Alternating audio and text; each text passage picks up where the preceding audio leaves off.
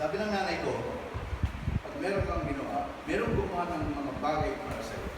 Ang una mong gagawin, magpasalamat ka. So ngayon, I would like to start with the nurses.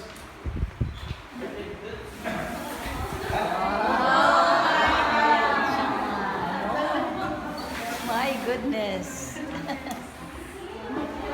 Pero bago yun, kahapon, I asked the nurses to pick 3 of their colleagues who they think are the most hardworking in their group.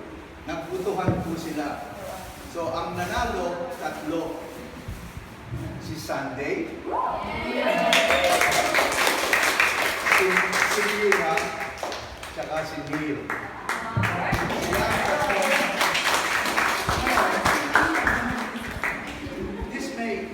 This is just a little thing for them. It may look like an ordinary t-shirt, okay? But you can't buy this t-shirt anywhere because this is the official Team Pacquiao t-shirt.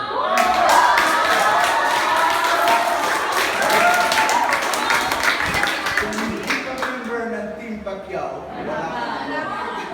Hindi mo ito mabibili. Okay, so this is only for the guys that are within the inner core.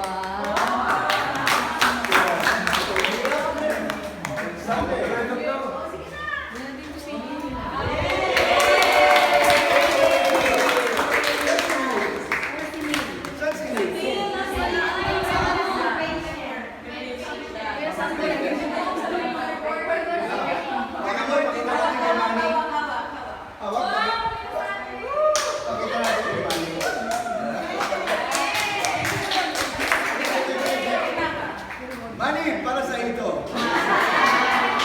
Para sa iyo, ang tawag nito. I mean, that's something.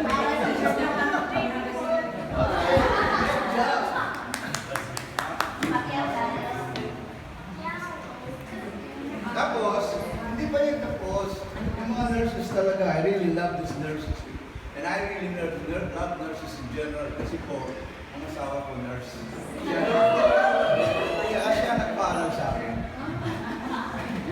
Oto, konti lang binayaran niya kasi scholar. Alright. Anyway,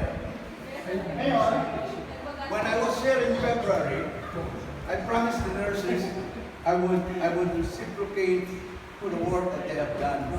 So lahat sila, yung 14 na tumulong sa akin ng Pebrero, dinalang ko ng stethoscope. Made to order yung mga kulay na gusto nila.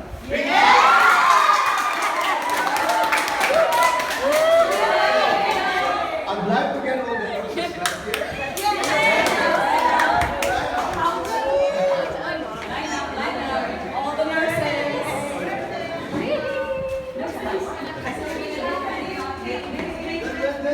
Una, sino nag-order ng teal? Kulay teal.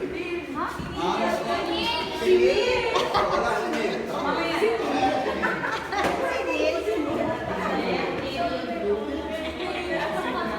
Sino nag-order ng Panther Green?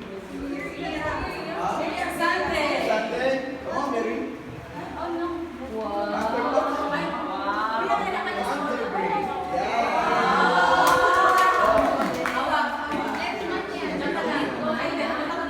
Sino nag-order ng blue?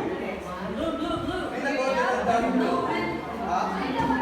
Sino nag-order ng dark blue? Nakikot tayo.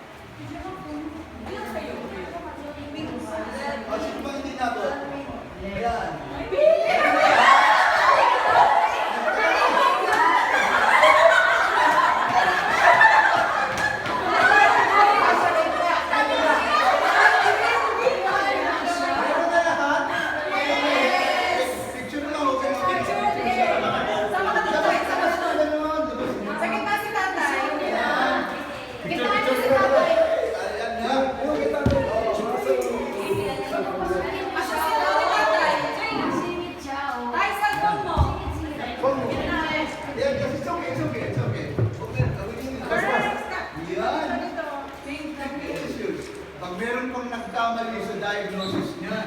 Si Sante kayo. Alright.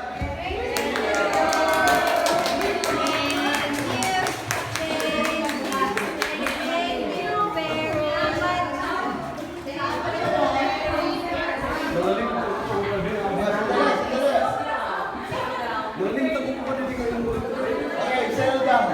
Ngayon, we have one last person who is not an RN, no?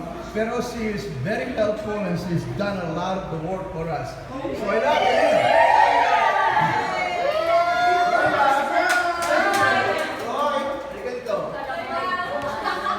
Ayun po, si Soy na wala nang dahilan kapag pinadala ko ng email na hindi siya sasagot. Meron mo siya.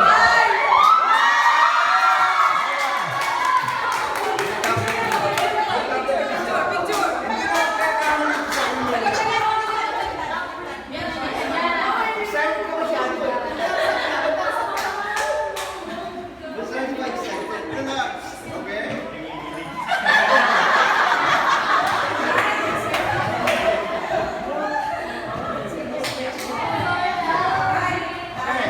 One last thing. Yung opisina, hindi matatapos kung wala tayong dedicated na contractor. Pero paminsan-minsan, yung mga cabinet, hindi madiretso. So ngayon, wala nang dahilan. Okay, ano ka rin doon?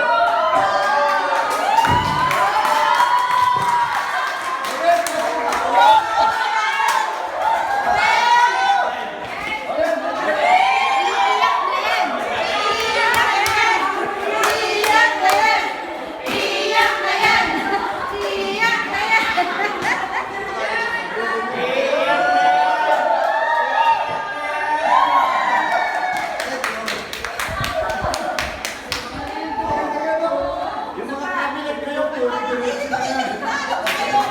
Tapos na, hindi nyo tante. Hindi na magkakamali si Owen. Kasunod yun. Wow!